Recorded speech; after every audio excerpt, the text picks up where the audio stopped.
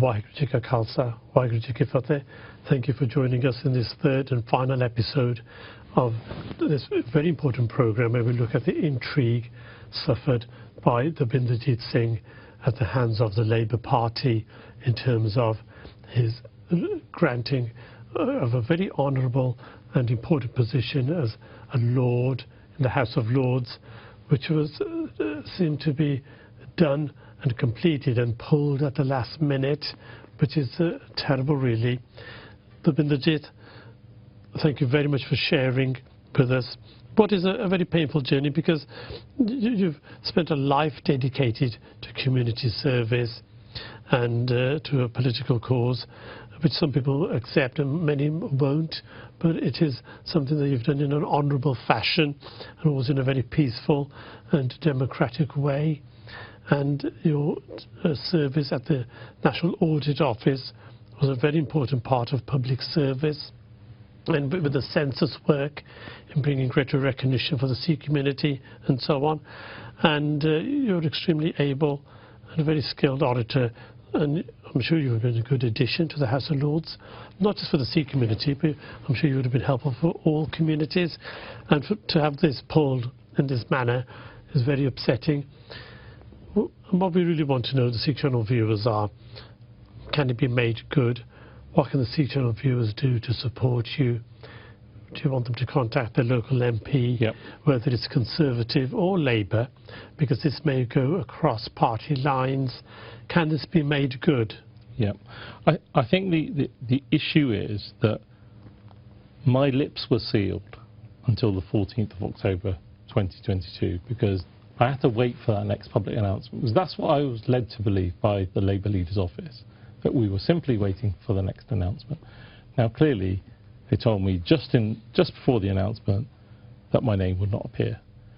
I have not rested personally, because if you want to do something you have to firstly start the process off yourself, because I'm the only one that knows what happened.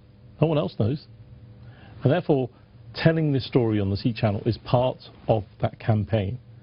However, just to run through those things, if your objective is to make Dabinderjit Singh a member of the House of Lords, I don't see that as the objective. The reason why I say that is that may be a byproduct of this. This is about seeing an injustice being done. Today it's Dabinderjit, tomorrow it could be Davinder Singh Bal. If this is how the establishment, whoever involved, do things, we need to expose that and change it. So my first action since the 14th of October was to say what happened to me on that day that really stopped the Labour Party from going ahead with that announcement was a hate campaign. So the Metropolitan Police are investigating. Where they take it is entirely up to them. But does it come down to votes? The Labour Party want votes at the next general election, and were they worried that they would lose votes if you became a Labour Lord?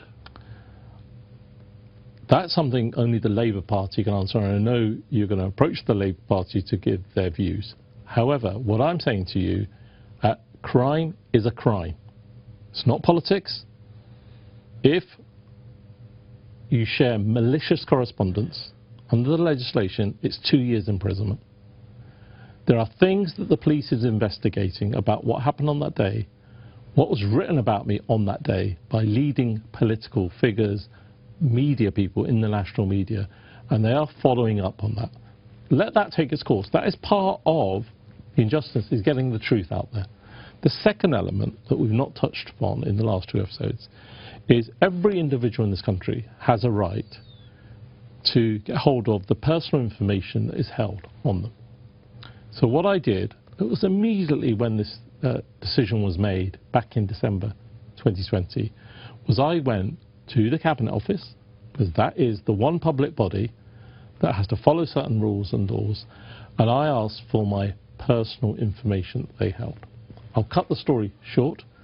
In a 6-month period, with correspondence with the Cabinet Office and the Information Commissioner's Office, the ruling was as follows.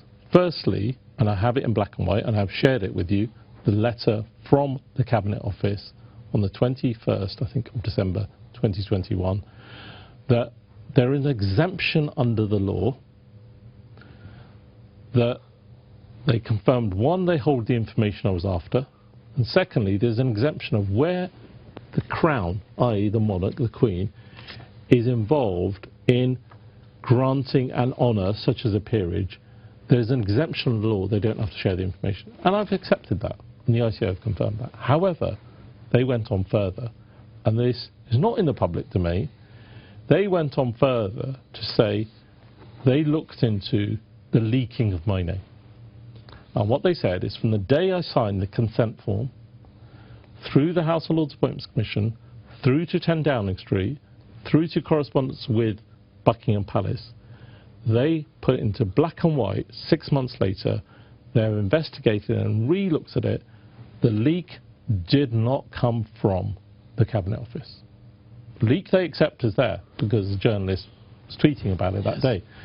Now, these are vitally important things if you want to progress this. Now, the second aspect.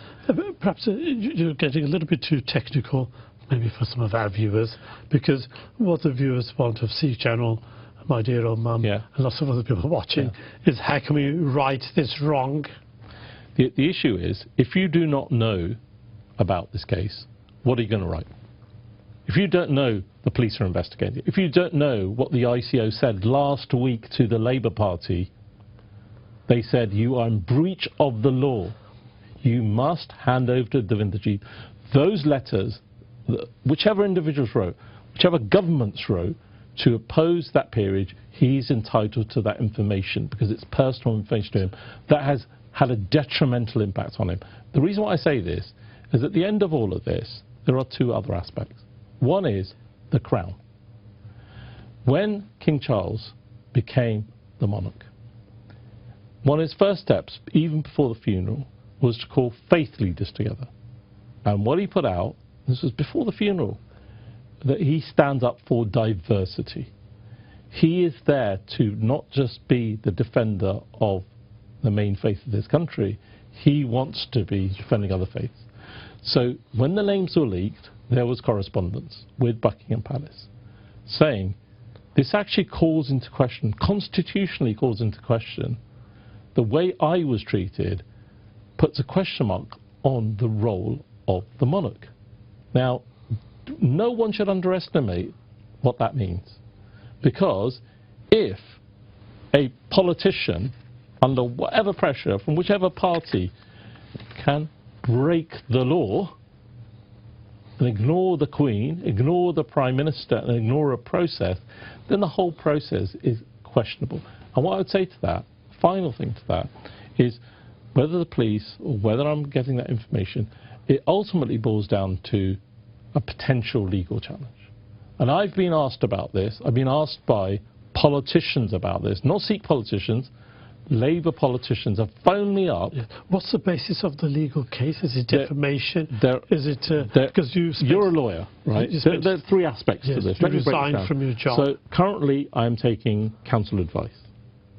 There are three parties that potentially could be that there could be actions for, and some it will be small chances, others may be bigger. Firstly, it's the Cabinet Office. You have to do this from a. So what did the Cabinet Office do that was wrong?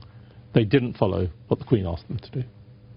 And as a result of that, I wasn't made a life peer. Now, if there is legal action on that grounds, it could end up in the Supreme Court because the Crown is involved. The second aspect, and it will be the Labour Party, but let me come back to it. Let me deal with my employer, because you talked about job.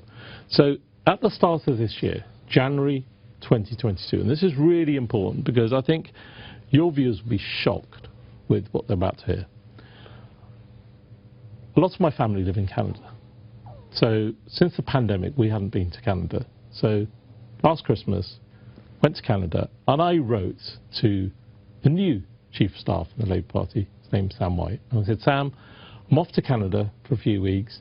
If something happens while I'm away, because remember, they've been corresponding with me saying you're just on hold. I'll be back on such and such a day. Land at Heathrow Airport, turn on my phone, get an email from Sam White saying, Happy New Year. It's been a really difficult year for you, Dabinderjit. We haven't heard anything from the Cabinet Office. Perfectly reasonable email. I email back, Happy New Year. Next day, I go to work. I go to work, and my line manager, who's a board member on the National Auditor's Office, says, Dabinderjit, we need to tell you that the Labour Leader's Office has been in touch with the head of the National Audit Office to say you are taking legal action involving my employer against the Labour Party. And my reaction to that was absolute lies. The Labour Party is on a fishing trip. However, I am deeply disappointed in my employer. And the reason for that is, when I returned to work after being announced to appear, my name pulled, we had a written agreement. And the written agreement was that the peerage was a personal matter. My office would not get involved in any way, and I should not get them involved. So basically, they broke an agreement, and I resigned. It seems to me that Labour are trying to backtrack or cover their tracks. But let me deal with the Labour Party, yes. Because the Labour Party is the one that pulled the name. So whether the Cabinet Office are wrong, they're wrong because of what the Labour Leader's Office did. Why I left my job and was forced to leave my job was because of the Labour Party again. So at the start and the end of the process... No, I resigned on the basis of my employers had broken a written agreement because, and I said this to the head of the National Auditor's Office, and you can write to him and you can confirm this yourselves.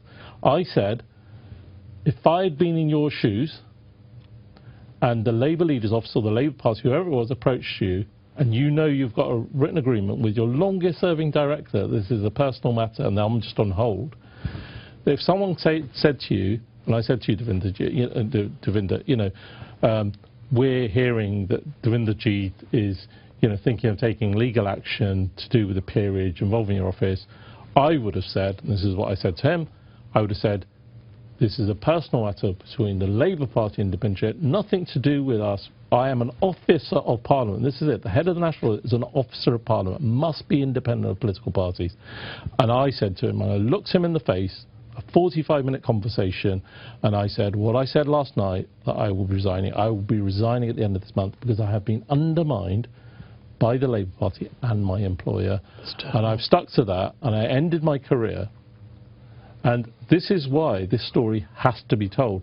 Because if we don't tell it, then nothing will happen. It seems to have taken an enormous toll on you in terms of your personal life, your career, and I believe reputationally because of this smear campaign. Is it worth it? I mean, is it worth going through all this? The way I look at this, Singh, and there will be many politicians that watch this programme, if they know anything about me, and my employers know me inside out, they know when I resigned, gave 3 months' notice, they saw the feedback I had from permanent secretaries, from people in the private sector, the public sector that I've worked with. And their exact words were, we would bite your arm off for this sort of feedback. There were things in there. Chief executives were saying, Dabinderjit lives and breathes the standards of public life. One of them said to their board member in a meeting, this is the sort of politician we need. And they knew nothing about the peerage. And a former cabinet minister was in the same meeting, and he said, Dabinderjit's too good for politics. But the point about this is Maharaj has chosen this path for me for a reason. That's what I believe. I'm a great believer in my faith. I'm in Chardi Kala, and will always be in Chardi Kala. Think positively, because actually by telling this story and by going through this process, it's not a personal crusade. It's about, I don't want any other person, Sikh or non-Sikh, to have to experience what I've experienced. Because if I've stood up for people's right to wear the kara, the right to have the kirpan, the right not to remove your dastar, was I doing for me? Absolutely not. I'm not doing this for me either.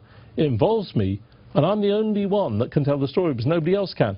And if I choose not to tell the story, if I bow to the pressure that's been put on not to take legal action, then I'm not just doing a disservice to me. I'm everything I stand for, what my community stands for. Because people need to learn, you do not do this.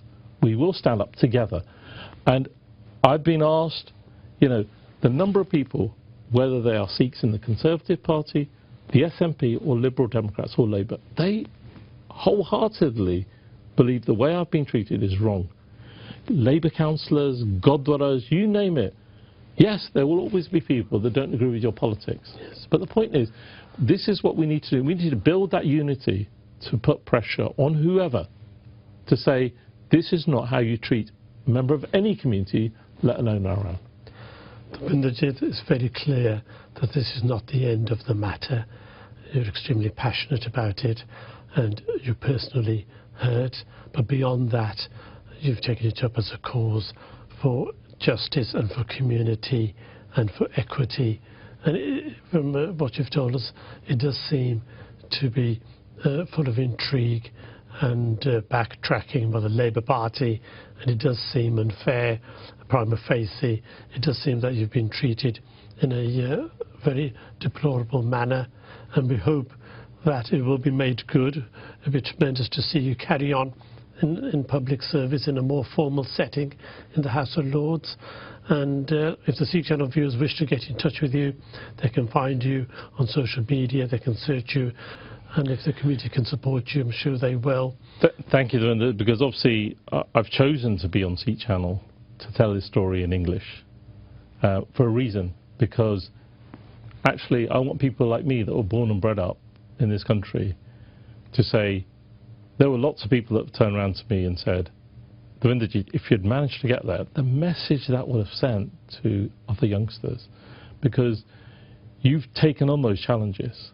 And some Labour politicians that have called me since, you know, and again, I keep saying, I'm not talking about your Preet Gills and Dabinderjit. I'm talking about people that have seen several prime ministers. They are left aghast when I tell them what's happened to me. And whilst they recognise this is politics, what they also say is, we now get a sense from just talking to you how passionate you are about this. And I said, this is not the half of it, because the Sikh community is held in very high regard across the globe. And why is that? It's because every one of us, like we said earlier, are ambassadors. So therefore, if we do the right thing, it's Maharaj that determines, you know, what will happen to us. But I will leave this earth knowing that I did what I thought was the right thing, and Maharaj showed me this was the path to take. But it does come back to is if, you know, even one person is watching SIKH Channel today and it affects them, that they need to do something, you know, there are much bigger battles than this. This is just one example of what I happen to be aware of, and I'm telling you that story. There may be other things that have happened to us as a community, as a Qawm, we just haven't got a clue about. So this is just, I say, is this an opportunity and to looking expose forward, this? Yeah. Looking forward, so much more we need to do for mental health, for social cohesion, for career progression. And these are the real issues that the Sikh community need to take going forward. Thank you very much. Thank you. Dabinderjit Singh, thank you very much for joining us at SIKH Channel, sharing this personal story, and we will be bringing updates for our viewers as to how it progresses. And we do ardas, we do prayer, ardas, that we have a successful resolution to this saga. Thank you very much. Waheguru Ji Ka Khalsa. Waheguru Ji Ka Khalsa. Waheguru Ji Ki Fateh.